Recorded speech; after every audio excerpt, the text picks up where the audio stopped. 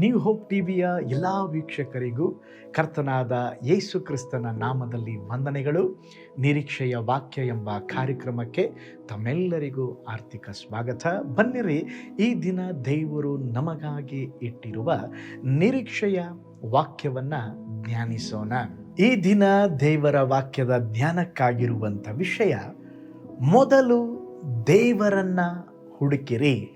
ಅದಕ್ಕೆ ಆಧಾರವಾಗಿ ಮತ್ತಾಯನ ಬರೆದ ಸುವಾರ್ತೆ 6ನೇ ಅಧ್ಯಾಯ 33ನೇ ವಚನ. ಹೀಗಿರುವುದರಿಂದ ನೀವು ಮೊದಲು ದೇವರ ರಾಜ್ಯಕ್ಕಾಗಿಯೂ ನೀತಿಗಾಗಿಯೂ ತವಕ ಪಡ್ರಿ, ಇವುಗಳು ಕೂಡ ಅವೆಲ್ಲವೂ ನಿಮಗೆ ದೊರಕುವವು. ನೋಡ್ರಿ, ದೇವರು ನಮ್ಮನ್ನ ಒತ್ತಡದಲ್ಲಿ ಜೀವಿಸಲು ಕರೆಯಲಿಲ್ಲ. ದೇವರು ನಮ್ಮನ್ನ ನಂಬಿಕೆಯಲ್ಲಿ ನಡೆಯಲು ಕರೆದಿದ್ದಾರೆ. ಈ ವಾಕ್ಯ ಭಾಗವನ್ನು ಹೇಳುವ ಮುಂಚೆ 6ನೇ ಅಧ್ಯಾಯ ಪ್ರಾರಂಭದಲ್ಲಿ ದೇವರು ಹೇಳುತ್ತಿದ್ದಾರೆ, ಏನು ಊಟ ಮಾಡಬೇಕು, ಏನು ಕುಡಿಯಬೇಕು, ಏನನ್ನ ಧರಿಸಿಕೊಳ್ಳಬೇಕು ಎಂದು ಚಿಂತೆ ಮಾಡಬೇಡ್ರಿ. ನಿಮ್ಮ ಪರಲೋಕದ ತಂದೆಗೆ ಇದೆಲ್ಲ ತಿಳಿದದೆ. ನೋಡ್ರಿ, ಅದಾದ ಮೇಲೆ ದೇವರು ಹೇಳ್ತಾ ಇದ್ರೆ, ಮೊದಲು ನೀವು ದೇವರ ರಾಜ್ಯಕ್ಕಾಗಿ ನೀತಿಗಾಗಿ ತವಕ ಪಡ್ರಿ, ಇವುಗಳು ಕೂಡ ಅವೆಲ್ಲವೂ. ನೋಡ್ರಿ, ನೀವು ಆಶೀರ್ವಾದವನ್ನ ಬೆನ್ನಟ್ಟಬೇಕಾದ ಅವಶ್ಯಕತೆ ಇಲ್ಲ. ನೀವು ದೇವರನ್ನ ಹುಡುಕಿದಾಗ ಆಶೀರ್ವಾದಗಳೇ ನಿಮ್ಮನ್ನ ಬೆನ್ನಟ್ಟಿ ಬರುತ್ತವೆ. ಇನ್ನೊಂದು ಸಾರಿ ಹೇಳುತ್ತೇನೆ, ನೀವು ಆಶೀರ್ವಾದಗಳನ್ನು ಹುಡುಕಿಕೊಂಡು ಹೋಗಬೇಡ್ರಿ, ದೇವರನ್ನ ಹುಡುಕ್ರಿ. ದೇವರನ್ನ ಹುಡುಕುವಾಗ ಆಶೀರ್ವಾದಗಳು ನಿಮ್ಮನ್ನ ಹುಡುಕಿಕೊಂಡು ಬರುತ್ತದೆ. ನೀವು ಬಾಗಿಲನ್ನು ಬಲವಂತವಾಗಿ ತೆರೆಯಬೇಕಾಗಿಲ್ಲ. ನೀವು ದೇವರನ್ನ ಮೊದಲ ಸ್ಥಾನದಲ್ಲಿ ಇಡ್ರಿ, ದೇವರೇ ನಿಮಗಾಗಿ ಸರಿಯಾದ ಬಾಗಿಲನ್ನು ತೆರೆಯುತ್ತಾರೆ.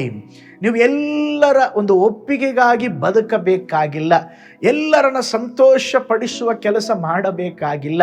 ನೀವು ದೇವರನ್ನ ಸಂತೋಷ ಪಡಿಸುವ ಜೀವನವನ್ನು ನಡೆಸ್ರಿ.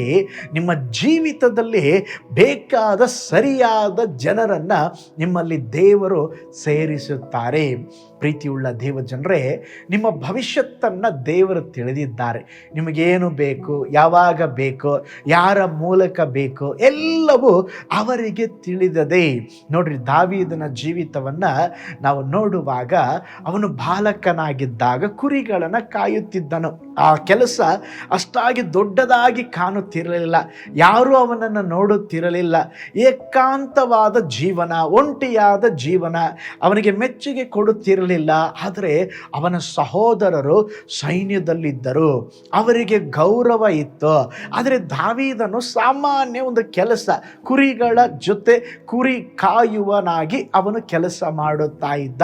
ನೋಡ್ರಿ, ಆದರೆ ಅವನು ಯೋಚಿಸಬಹುದಾಗಿತ್ತು, ನನ್ನ ಜೀವನ ಯಾಕೆ ಹಿಂಗಾಗಿದೆ, ನನ್ನ ಅಣ್ಣಂದಿರು ಒಳ್ಳೆ ಸ್ಥಾನದಲ್ಲಿದ್ದಾರೆ, ನಾನು ಮರೆತು ಹೋಗಲ್ಪಟ್ಟಿದ್ದೇನೆ ಎಂಬುದಾಗಿ ಒಂದು ಸಾರಿ ಆದರೂ ಅವನು ಯೋಚನೆ ಮಾಡಲಿಲ್ರಿ. ಅವನು ಯಾವ ಸ್ಥಳದಲ್ಲಿ ಇದ್ದನೋ ಆ ಕುರಿಗಳನ್ನು ಕಾಯುತ್ತಿದ್ದ ಸಮಯದಲ್ಲಿ ಸಹ ಬೈಬಲ್ ಹೇಳುತ್ತದೆ, ಅವನು ದೇವರಿಗೆ ಹೆಚ್ಚಿನ ಸಮಯವನ್ನ ಕೊಡುತ್ತಾ ಇದ್ದನ್ರಿ. ದೇವರ ಜೊತೆ ಮಾತಾಡುತ್ತಾ ಇದ್ದ, ದೇವರನ್ನು ಹುಡುಕುತ್ತಾ ಇದ್ದ. ಮನುಷ್ಯರು ನೋಡದ ಸ್ಥಳದಲ್ಲಿ ದೇವರು ಅವನನ್ನು ನೋಡಿದರು. ನೋಡ್ರಿ, ಅವನ ಎಷ್ಟೋ ಕೀರ್ತನೆಗಳನ್ನು ಬರೆದದ್ದು ಆ ಅಡವಿಯ ಅನುಭವದಲ್ಲಿ.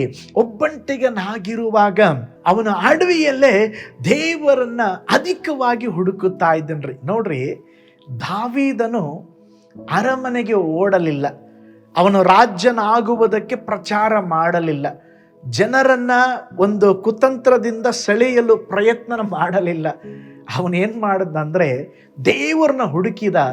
ಸರಿಯಾದ ಸಮಯದಲ್ಲಿ ಸಾಮುವೇಲನು ಅವನನ್ನು ಹುಡುಕಿ ಬಂದನು.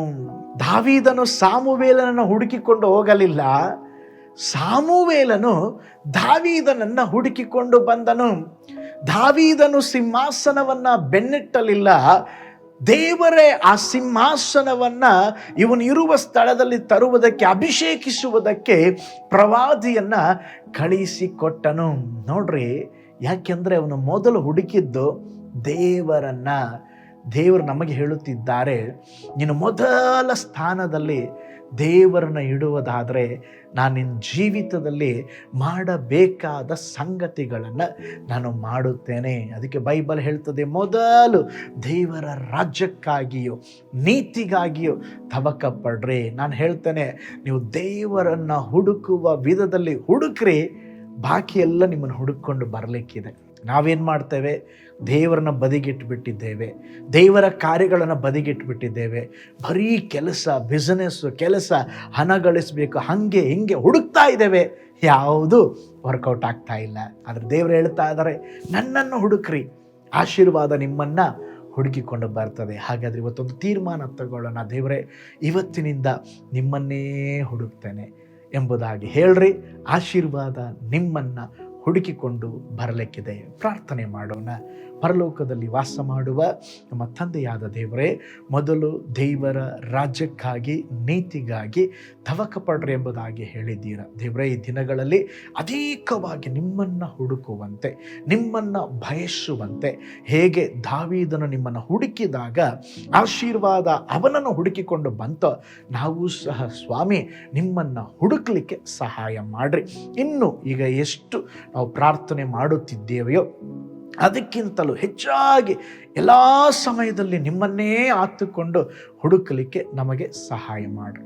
ನಮ್ಮ ಜೀವಿತವನ್ನು ಒಪ್ಪಿಸಿಕೊಡುತ್ತೇವೆ. ಈ ವಿಡಿಯೋ ವಾಚ್ ಮಾಡುತ್ತಿರೋ ಪ್ರತಿಯೊಬ್ಬರನ್ನು ಆಶೀರ್ವದಿಸ್ರಿ. ಯಾವುದಾದ್ರೂ ಪ್ರಾರ್ಥನೆಯ ವಿಷಯಗಳು ಅವರ ಜೀವಿತದಲ್ಲಿ ಇರೋದಾದರೆ ಅದ್ಭುತ ನಡೆಯಲಿ. ಇನ್ನೂ ನಿಮ್ಮನ್ನು ಹುಡುಕುವಂಥ ಹೃದಯವನ್ನು ಕೊಡ್ರಿ, ಆಳ್ವಿಕೆ ಮಾಡಿರಿ. ಯೇಸುವಿನ ಹೆಸರಿನಲ್ಲಿ ತಂದೆಯೇ, ಆಮೇನ್, ಆಮೇನ್. Praise the lord. ಹಾಗಾದರೆ ದೇವರನ್ನು ಹುಡುಕ್ರಿ, ಆಶೀರ್ವಾದ ನಿಮ್ಮನ್ನು ಹುಡುಕಿಕೊಂಡು ಬರಲಿಕ್ಕಿದೆ. ನಿಮಗಾಗಿ, ನಿಮ್ಮ ಕುಟುಂಬಕ್ಕಾಗಿ ಪ್ರಾರ್ಥಿಸ್ತಾ ಇದ್ದಾನೆ. ದೇವರ ಆಶೀರ್ವಾದ ಮಾಡಲಿ. God bless you.